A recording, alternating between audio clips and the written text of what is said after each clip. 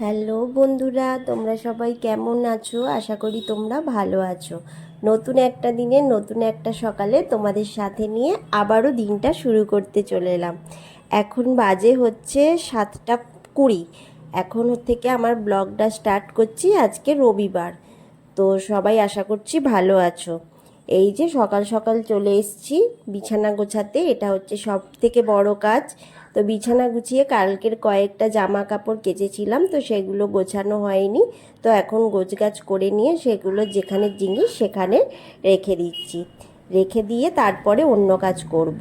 তো সেই জন্য আর করিনি। আর আজকে হচ্ছে এই ঘরের ডাস্টিংটাও করব কিছুটা।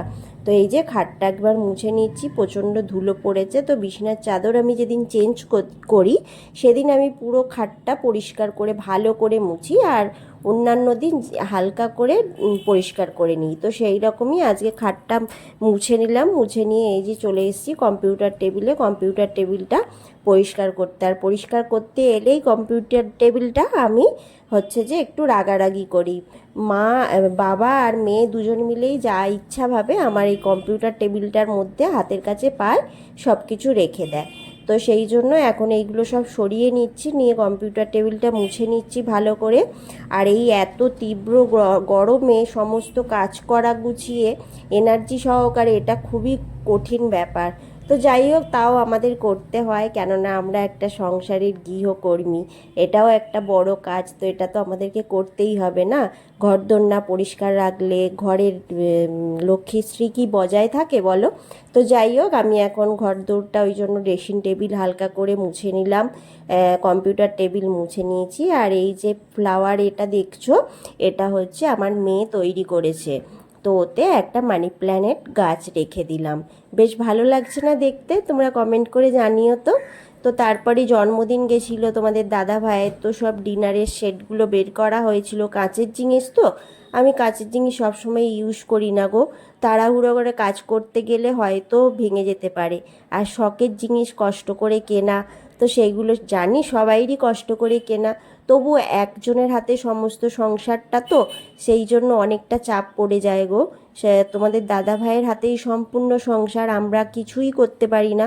তো এইটুকু যদি সংসারের শখের জিনিস কিনেও যদি নষ্ট করে ফেলি, সেটা কীরকম না? তো সেই জন্য আমি কাঁচের জিনিসটা সবসময় ইউজ করি না। আর এই যে ছোট্ট ছোট্ট হাঁড়িগুলো দেখছো, ওগুলো আমি পুরী থেকে কিনেছিলাম।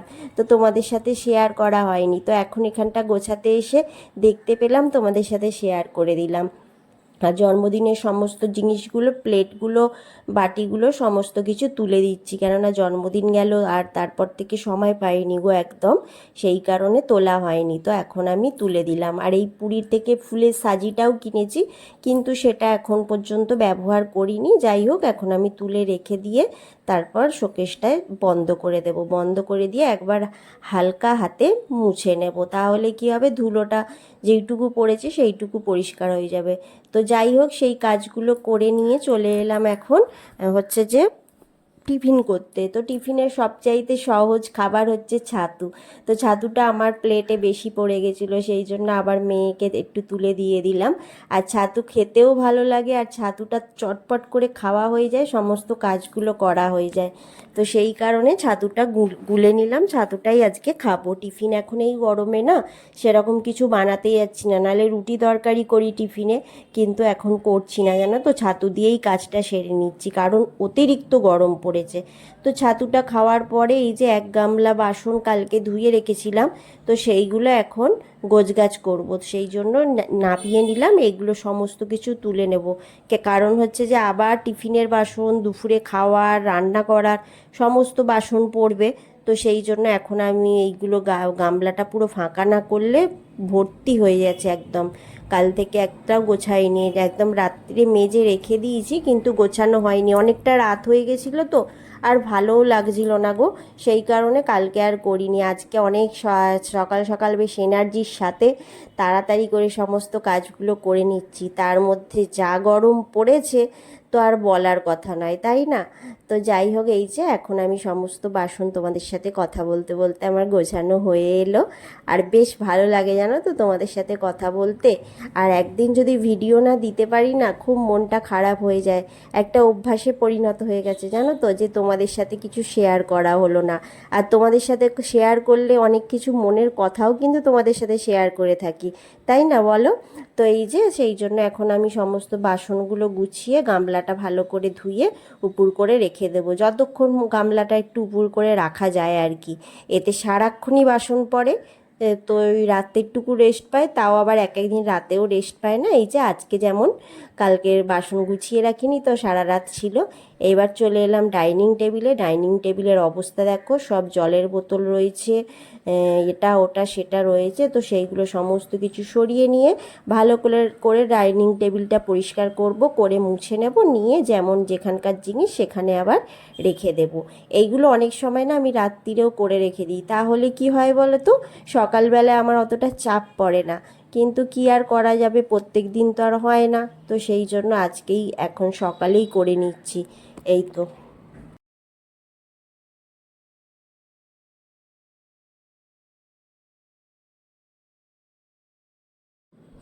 এইখানে কয়েকটা গাছ রেখে দিয়েছি, আর কয়েকটা গাছ এই যে জানালায় দিয়ে জল দিয়েছি, একটু থাকবে, বাইরের হাওয়া রোদ্দুর সমস্ত কিছু পাবে, তারপর এগুলো তুলে নেবো জানো তো।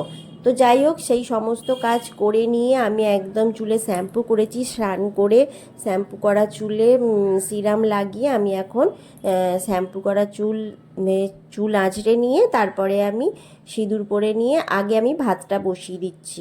ভাতটা বসিয়ে দিয়ে তারপর হচ্ছে আমি পুজো করতে যাব জানো তো, তাহলে অনেকটা সময় ম্যানেজ হয়ে যাবে সেই কারণে। তো যাই হোক, এখন আমি আনাজের কেটে নিচ্ছি। এটা হচ্ছে যে পটলটা কাটবো। পটলটা আমি তরকারিতে দেবো, বা এই পটলটা আমি ভাতে দেবো, পটল আলু ভাতে। আর হচ্ছে চিকেন করব, তো চিকেনটা ওদের জন্য করব একটু ঝাল ঝাল করে কষা করে। আর হচ্ছে আমার জন্য করব চিকেন স্টু, কেননা অত রিচ খাবার না আমার ঠিক সহ্য হয় না। তো এই জন্মদিনের দিন এটা ওটা রিচ খাবার খাওয়া হয়ে গেছে, তো সেই কারণে আজকে আমি আমার হালকা করে চিকেন স্টু করে নেব। আর আমার মেয়ে চলে এসছে, ও একটু কাজে হেল্প করতে। ও যখনই দেখে মা খুব কাজে মানে দেরি হয়ে গেছে, বা মা অনেকক্ষণ থেকে কাজ করছে না, আমার মেয়ে ভীষণ হেল্প করে জানো তো। তো যাই হোক, এখন ওই যে মেয়ে আলুর খোলাগুলো ছাড়িয়ে দিল, আর আমি এখন আলুগুলো কেটে নিলাম। এই যে পটলগুলো এখন ভাতে দিয়ে দিয়েছি, আর এদিকে এবার চটপট করে আমি চিকেনটা করে নেব।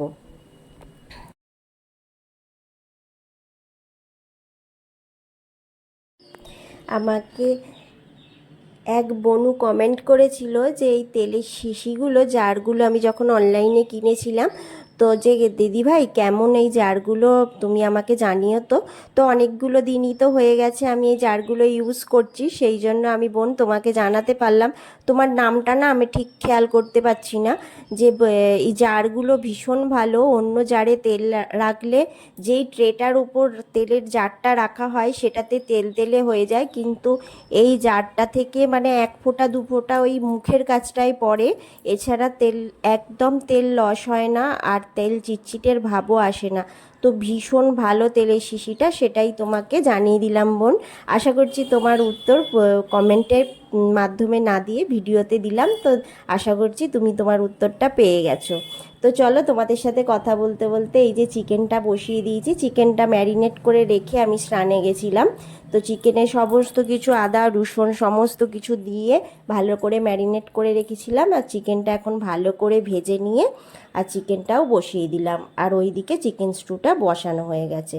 আর এই যে চিকেনটা বসাতে বসাতে আমি এখন কিছুটা বাসন মেজে নিচ্ছি, কেননা এরকমভাবে না কাজগুলো করে নিলে তো তাড়াতাড়ি করে হবে না, না যদি একটা করে তরকারি বসাবো তারপর সমস্ত কিছু রান্না হওয়ার পর করব, সেটা তো হয় না। তো চিকেনটা কষতে কষতে আমি যতগুলো বাসন পড়েছে তো সেগুলো আমি মেজে নিলাম।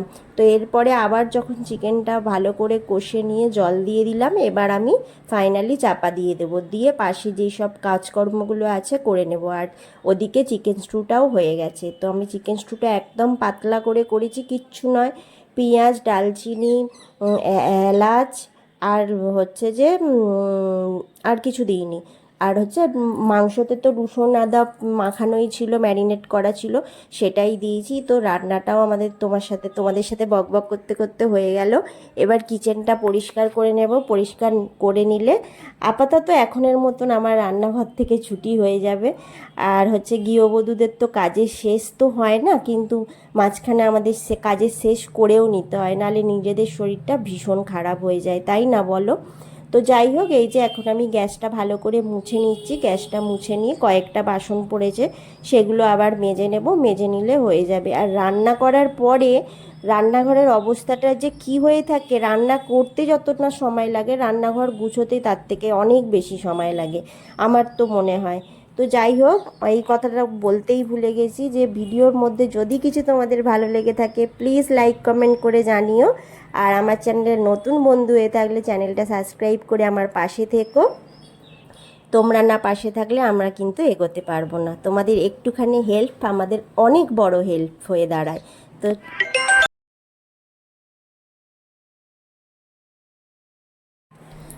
সব বাসন মেজে নিলাম, কিচেন পুরো পরিষ্কার হয়ে গেল। এবার কি করছি, আমি এখন হচ্ছে সিঙ্কটা পরিষ্কার করে নিচ্ছি। যতবার আমি বাসন মাজি না ততবারই আমি সিঙ্কটা ভালো করে সাবান দিয়ে ধুয়ে নিই, জানো তো। কেননা এতে তো তেল চিটচিটে হয়ে থাকলে বা পিঁপড়ে হয়, যদি মানে খাবার দাবার পড়ে থাকে তাহলে পিঁপড়ে হয়, সেই জন্য আমি কি করি সব সময় সেই পরিষ্কার করে নিই।